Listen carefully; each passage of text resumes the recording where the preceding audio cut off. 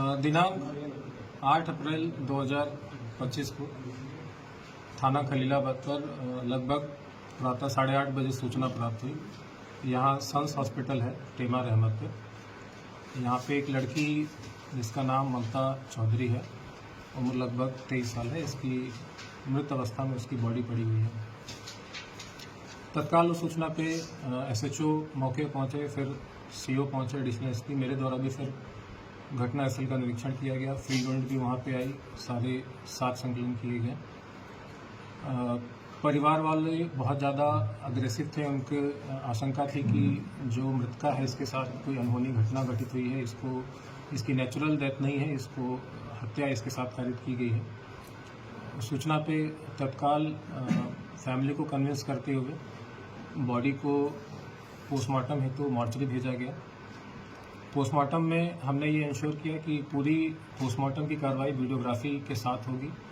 साथ ही हमने सीएमओ साहब से रिक्वेस्ट किया कि जो टीम हो, पैनल की एक टीम हो जिसमें विशेषज्ञ डॉक्टर हों जो अपने अपनी ओपिनियन दे सकें। इसमें 4 डॉक्टरी की एक स्पेशल पैनल बनाया गया और पूरी पोस्टमार्टम की कार्रवाई की गई वीडियोग्राफी के साथ। इस पूरी पोस्टमार्टम की कार्रवाई में ये सामने आया, जो कॉज ऑफ डेथ है वो थ्रॉटलिंग आया और उसमें जो इंजरीज थे उसमें गले पे जो उसका हाइड बोन है उसको टूटा हुआ पाया गया। साथ ही कुछ नेल के मार्क्स चेहरे पे और गले पे पाए गए। सेक्सुअल असॉल्ट बिल्कुल क्लियरली डिनाई कर दिया है पैनल ने, कोई भी सेक्सुअल असॉल्ट नहीं हुआ लड़की के साथ। फिर हमने जो तहरीर प्राप्त हुई थी मृतका के परिवारजनों के द्वारा, उस तहरीर के आधार पर बीएनएस की धारा 103 जो कि पूर्व में 302 धारा आईपीसी की होती थी, उसमें मुकदमा पंजीकृत किया गया। नामजद मुकदमा लिखवाया गया रामजी राव उर्फ रामजीत भारती के नाम से। मेन एक्यूज को फिर हिरासत में लिया गया। पुलिस ने इनसे डिटेल में इंटरोगेशन किया, उसकी सीडीआर रिपोर्ट निकाली और जो वहाँ हॉस्पिटल पे सीसीटीवी कैमरा था, वो सीसीटीवी कैमरा डीवीआर के साथ पूरा उसका एक सेकेंड का पूरा वीडियो खंगाला गया। उसके पास से एक्यूज के जो नामजद एक्यूज है उसके पास से मोबाइल भी बरामद हुआ, स्वयं का मोबाइल और जो मृतका है उसका मोबाइल, उसके मोबाइल को भी खंगाला गया। पूरी जांच में ये सामने आया कि जो इनकी आपस में मृतका और जो रामजीत भारती आपस में इनके काफ़ी समय से मधुर संबंध थे। सीडीआर से भी चीज़ें एस्टैब्लिश हुई, आपस में इनकी बात है। इनकी चैट भी हमने प्राप्त की। चैट में भी दिनांक जो मृत्यु का इसका दिनांक है इसमें एक चैट ऐसी मिली जिसमें इनक्रिमिनेटिंग एविडेंसेस थे एक्यूज के खिलाफ। इसमें लिखा है कि मार दो मुझे अब। साथ ही जो सीसीटीवी फुटेज हमने वहाँ से बरामद किया उसमें कई जगह पे छेड़खानी हमको मिली। कई उसमें मिसिंग सीसीटीवी फुटेजेस के 1-1, 2-2 मिनट के उसमें लिंकेज मिले। मॉर्निंग के समय 7:03 से लेकर 7:23 तक पूरा 20 मिनट का जो अंतराल होता है वो पूरा सीसीटीवी फुटेज का गायब मिला। जो एक्यूज का मोबाइल था उसमें से कई मैसेजेस पूरे तरीके से डिलीट पाए गए।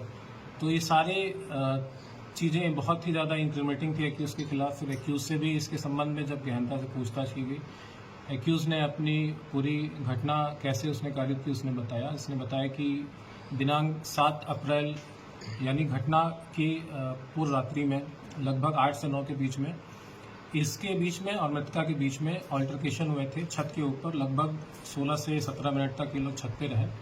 वहाँ पे इनके बीच में गाली गलौज मारपीट भी हुई। इसने गला भी दबाया था एक्यूज ने इसका। फिर हॉस्पिटल की एक स्टाफ है फातिमा, वो बीच में आ गई तो उसने फिर वो घटना जो उनके बीच में हो रही थी वो बीच में रुक गई। फिर तीनों फिर छत से उतर गया। उसके बाद घटना का इसने बताया कि मॉर्निंग 7 o'clock इसने पूरे प्लान तरीके से जो सीसीटीवी वहाँ पे मौजूद है पहले उसने उसको बंद किया। फिर उसके जहाँ मृतका सो रही थी उसके कमरे में गया, उसमें इसकी घटना कारित करने के बाद बाहर निकला और चूंकि जो दरवाज़ा है वो हार्डली 6 फीट का है, इसने फिर उचक के उसको बाहर से ही दरवाज़ा बंद कर दिया और फिर वापस आके अपने जगह पे सो गया। तो ये पूरा एक प्लान तरीके से इसने घटना कारित की है। अभी इसमें जो एक्यूज़ के और जो मृतका के मोबाइल एक्यूज़ के पास से बरामद हुए हैं इसमें कई एविडेंसेस मिसिंग हैं, कई मैसेजेस डिलीट कर दिए हैं, कई चीज़ें उसमें से डिलीट पाई गई हैं। इसको फॉरेंसिक लैब हम भेज रहे हैं। फॉरेंसिक लैब से जब चीज़ें रिकवर होंगी तो और भी इसमें एविडेंसेस स्टैब्लिश होंगे। इस घटना में अभी और भी अगर कोई लोग शामिल होंगे तो वो उस मोबाइल का जो एविडेंस है वो बहुत क्रूशियल होगा। वो इसको क्लैरिटी को पुलिस के सामने, विवेचक के सामने लाएगा। इसके अलावा ये भी संज्ञान में आया है कि जो इसमें हॉस्पिटल संचालक ने जो अपना हॉस्पिटल का रजिस्ट्रेशन करा रखा है उसमें भी कई अनियमितताएं हैं। इसमें जिस डॉक्टर के नाम इसमें दिखा रखे हैं फुल टाइम डॉक्टर, ये बिल्कुल भी फुल टाइम डॉक्टर नहीं है। इसने स्वयं स्वीकार किया है कि महीने में कभी एक बार आते हैं। साथ ही जो उसमें फार्मेसी के जो उसने स्टाफ दिखा रखे हैं, उस फार्मेसी के कोई भी स्टाफ वहाँ पे मौजूद नहीं मिला। इनफैक्ट जितने भी स्टाफ मिले उसमें से किसी का भी नाम इसमें रजिस्ट्रेशन में नहीं था। तो ये कई अनियमितताएं हैं जिसके संबंध में सीएमओ साहब से पत्राचार किया जाएगा और जो संबंधित डॉक्टर हैं या जो संबंधित स्टाफ हैं उनके खिलाफ भी कार्रवाई करने हेतु सीएमओ साहब से